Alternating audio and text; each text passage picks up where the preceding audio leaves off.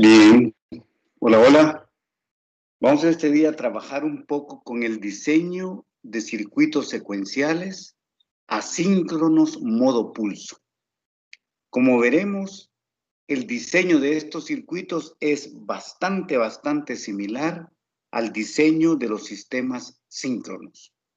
Si hay alguna diferencia, esto será en la obtención de las ecuaciones de las entradas de los flip-flops, porque recuerde que a las entradas no les damos todas las combinaciones posibles, sino que usamos solo aquellas combinaciones en las cuales solo una de las entradas vale 1. Pero si revisamos el procedimiento, por ejemplo, vemos que es igual. Deducir un diagrama o tabla de estado, minimizar la tabla, asignar estados lógicos, seleccionar el tipo del latch o flip-flop, determinar las ecuaciones de salida y dibujar el diagrama del circuito. Ya está. Lo mismo que hemos hecho para el diseño de los sistemas síncronos. Veamos el primer ejemplo. Dice que tiene dos líneas de entrada, X1, X2 y una salida Z. Z deberá ser un 1 cuando llegue la secuencia X1, X2, X2. Entonces, ¿cómo empezábamos cuando hacíamos los síncronos? Bueno, si la secuencia empieza con X1, entonces me voy a quedar allí con X2 dormido un rato hasta que llegue el primer X1. Llega un X1 en B, el estado se puede llamar, ya tengo el primer X1. Si estando en B y siguen llegando X1s, pues siempre cualquiera que llegue será el primer X1. Voy a salir de B cuando llegue el X2. Y en C voy a tener X1, X1 y X2. Ok. Si estando en C llega un X1, se rompe la secuencia porque yo estoy esperando un X2. Entonces, si estando en C llega un X1, se regresa a B, que ese sería el primer X1 otra vez de la futura secuencia.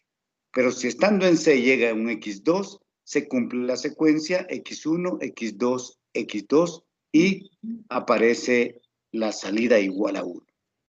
Si estando en D, ya que se ha cumplido la secuencia, llega un X1, pues tranquilamente ese es el X1 para iniciar una secuencia nuevamente. Pero si llega un X2, pues nos tenemos que ir al inicio de A a esperar a que llegue otra vez el primer X1 para seguir con la secuencia que estamos detectando. Después de realizar el diagrama de estado, seguíamos con la tabla de estado. Y vemos que si está en A y X2 y llega un X2, ahí se va a quedar con 0. Si está en A y llega un X2, ahí se va a quedar con salida 0. Si llega un X1, se va a ir para B con salida 0. Si está en B y llega un X1, ahí se queda con salida 0. Si estando en B y llega un X2, va para C con salida 0. Si estando en C y llega un X1, se regresa para B con salida 0. Y si llega un X2, se va para D con salida 1. Si estando en D y llega un X1, pues se va para B con salida 0. Y si llega un X2, pues se va para A esperar que llegue otra vez el X1 para iniciar la secuencia. Hemos construido la tabla de estado. Ahora sigue la simplificación. El primer método de simplificación que usamos es por simple inspección. Eso para reducirnos la cantidad de estados que nos puedan llevar después a una tabla de implicación. Y vemos que A, por ejemplo, va a los estados B y A. B a B y C, C a B y D, D a B y A. O A y D van a los mismos estados y tienen la misma salida. Por lo tanto, A es equivalente a B. B va a B y a C, ninguno de los otros va a B y a C. C va a B y a D, pero tiene una salida 1, no es, C es equivalente con nadie. Una tabla de implicación nos diría que B es equivalente a C si A es equivalente a C. Pero ya vimos que C es equivalente con nadie, por lo tanto la tabla de implicación también nos va a arrojar que solo A es equivalente a D. Vamos a hacer desaparecer la D y donde haya D vamos a poner A. Y luego hacíamos pues otra vez el diagrama de estado simplificado y la tabla de estado simplificada. ¿Qué está? Si está un X2, ahí nos estamos. Ya un X1, X2, ya un X2 da 1. Si es un X1, arranco otra vez la secuencia y si es un X2, ahí se queda esperando el X1. Podemos apreciar que solo tenemos 3 estados, A, B y C, en la tabla reducida de estados. Luego sigue obtener la tabla de estados lógica. Entonces vamos a asignar al estado A el 00, a B 01 y a C 10. Pero como son 2 estados, X1, Y1 y Y2, debemos tener 4 combinaciones de los estados, 00, 01, 11 y 10. Entonces, el 11, que no existe, le vamos a asignar la característica que tenemos de don't care condition. Muy bien, condición no importa para el estado 11. Y vamos a ver, cuando X vale 1, Y sub 1 vale 0, 0, 1 y X y Y sub 1 grande vale 0, 0, 0. ¿Para qué nos sirve eso? Para encontrar las ecuaciones de los flip-flops. Entonces dice aquí que vamos a trabajar con un flip-flop T que tiene el reloj incorporado. Ese flip-flop T tiene la siguiente tabla de excitación. Si T vale 0, Q no cambia. Si T vale 1, Q cambia. Y la tabla de entrada. Si no cambian, T vale 0. Si cambia, T vale 1. Y si no cambia, T vale 0. Entonces, como decíamos que Y1 chiquita vale 0, 0, 1. Y1 grande vale 0. No cambia en los dos primeros y cambia en C. No cambia en A ni en B y cambia en C, por eso T vale 1. Cuando llega el pulso a X2, Y1 chiquita siempre vale 0, 0, 1. Y Y1 grande vale 0, 1, 0. Vemos que cambia en B. El estado cambia en B y en C. Por eso ahí T va a valer 1. En B y en C, T vale 1. En A no cambia, A vale 0. Y el don't care. Para el valor de T2, vemos que Y2 chiquita vale 0, 1 y 0. Y2 grande, cuando llegue el pulso a X1, vale 1, 1, 1. Vemos que cambia en A, cambia en C y se mantiene en B. En A y en C va a ser 1 y en B va a ser 0. Cuando llegue el pulso a X2, Y2 chiquita siempre vale 0, 1, 0. Y Y2 grande vale 0, 0, 0. Entonces, solo cambia en B, en A y en C permanece igual. Por lo tanto, solo vamos a poner T igual 1 en el estado B. Y ahora hemos calculado ya las tablas para las entradas T1 y T2, los mapas de Carnot, para encontrar las ecuaciones. La costumbre nuestra ha sido que vamos a agarrar estos 4 unos que están aquí abajo. Pero resulta ahora que la columna de X1 no es adyacente a la columna de X2. Recuerde que X1 quiere decir cuando llegue el pulso a X1, que sería en binario 1, 0. Y X2 significa que llegue el pulso a X2, que sería en binario 0, 1. Por lo tanto, la columna 1, 0 no es adyacente a la columna 0, 1. Por lo tanto, la simplificación no se puede hacer entre columnas, sino que solo en la columna.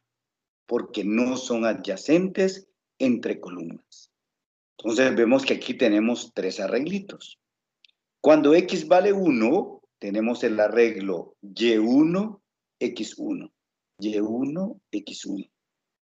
Cuando llegue el pulso a X2, tenemos el primer arreglo Y1, X2, Y1, X2, y el otro Y2, X2, Y2, X2. Lo mismo ocurre para T2 o la fila superior si es adyacente a la fila inferior. Las filas externas sí son adyacentes. Entonces aquí que queda en el primer término, Y sub 2 negado por X1, Y sub 2 negado por X1, y aquí Y sub 2 por X2, Y sub 2 por X2. Hemos entonces encontrado las ecuaciones para T1 y para T2. Faltaría aquí nada más encontrar la ecuación para la salida Z y luego dibujar el circuito, que espero que esto no sea para usted de ningún grado de complicación, encontrar la ecuación para Z y dibujar el circuito de lo que resulte. Veamos otro ejemplo. Dice que tiene 3 entradas, pues quiere que se detecte la secuencia de entrada X1, X2, X3. Cuando llegue el X3, Z va a ser 1. Pero Z no puede cambiar a 0, dice, mientras no llegue un X2. Ok, entonces, llegará X1, X2, X3, Z valdrá 1, pero no puede valer 0 hasta que no llegue un X2. Lo mismo que hacíamos en síncronos. Como empieza con X1, nos vamos a quedar con X2 y X3 esperando que llegue el primer 1. Llegue el primer 1 y me voy para B. Si estando en B llegan miles de X1, pues ahí nos vamos a estar porque es el primero de la secuencia. Si llega un X2, sigo con la secuencia. Si llega un X3, se rompió la secuencia porque yo quiero X1 y X2. Entonces, si llega un X3, no regresamos a esperar que llegue el X1. Pero si estando en B, decíamos, llegue el X2, pues continuamos con nuestra secuencia y ya tenemos X1 y X2. Justo, si estando en C llegue el X3, se cumple la secuencia que estamos buscando, X1, X2 y X3. Pero si estando en C llega un X1, ese va a ser el primer 1 de la secuencia que queremos detectar. Se rompe porque después en C estamos esperando un X3, pero si llega un X1, se rompe y ese será el primer X1. Y si llega un X2, pues tendríamos la secuencia X1, X2, X2. Entonces, tendríamos que irnos al inicio otra vez a esperar que llegue el primer X1. Pero decíamos que si estando en C llega un X3, se cumple la secuencia y Z vale 1. El requisito es que salgamos del estado de si, solo si X2, si llega un pulso a X2. Llega el pulso a X2, se va a ir para A. Mientras no llegue el pulso a X2, se va a quedar en D con X3 y X1, produciendo una salida 1. Este es el diagrama de estado. Hacemos la tablita de estado otra vez, así como usted está acostumbrado a hacer estas tablitas. Y vemos que, primero, simple inspección, BAA. ¿Hay alguno que tenga BAA? No. Pero sí B y A, BCA, tampoco BCA, BAD, tampoco BAD, DAD, tampoco DAD. Por simple inspección no hay. Tabla de implicación, A es equivalente a B si A es equivalente a C. Pero A no es equivalente a C porque aquí tiene un D igual a 1 y aquí un A0. Por lo tanto, A no es equivalente a B. A no es equivalente a C por esta salida y A no es equivalente a D por esta salida. De 1 que tiene cuando llega el pulso a X3. B, pues no es equivalente ni a C ni a D, porque tiene salidas diferentes. C no es equivalente a B, porque tienen salidas diferentes.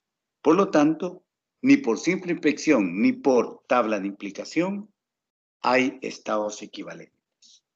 ¿Qué sigue después? Bueno, asignar estados lógicos A, B, C y D. Sustituir por A00, B01, C11 y D10, sustituirlo. Y luego encontrar las ecuaciones para el flip-flop que vayamos a ocupar. Bueno, como no nos han dicho qué flip-flop usar, pues vamos a usar el mismo flip-flop T del ejemplo anterior para que practique por su parte el flip-flop T. Saca las ecuaciones de T, de Z y dibuja el circuito. Tenemos aquí otro ejemplo muy interesante que dice, se tienen dos entradas, X1 y X2 y una salida Z. Z será 1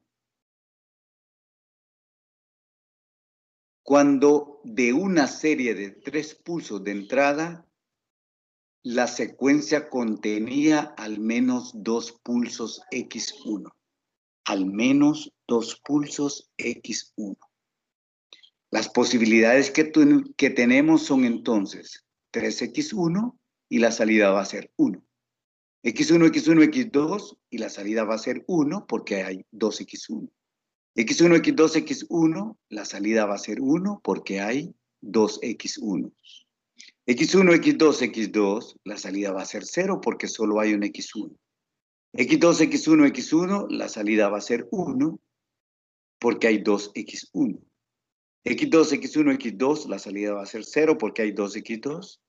X2, X2, X1, la salida va a ser 0 porque solo hay un X1.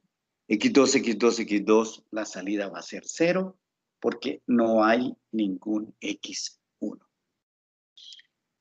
Vemos entonces que si esto fuera un detector de secuencias, la secuencia que estoy detectando puede empezar con X1 o puede empezar con X2. Por lo tanto, necesito tener dos inicios. Cuando llegue el pulso a X1 y cuando llegue el pulso a X2. Entonces vamos a empezar con, si llega el pulso a X1, B se va a llamar tengo X1. Luego, si llega otro X1, nos vamos para C. C se va a llamar, ya tengo X1, X1. ¿Qué posibilidades hay para la primera y segunda condición si ya tengo X1 y X1? Pues la primera es que llegue un X1 para completar X1, X1, X1 o todos los X1 que quieran que lleguen, porque todos esos hará que haya por lo menos dos X1 siempre. X1, X1 y X1, ahí se va a estar.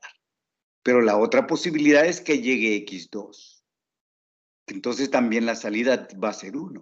Quiere decir que si está en C y llega un X2, se va a ir a un estado D, pero aquí también habrá un X2 con salida 1.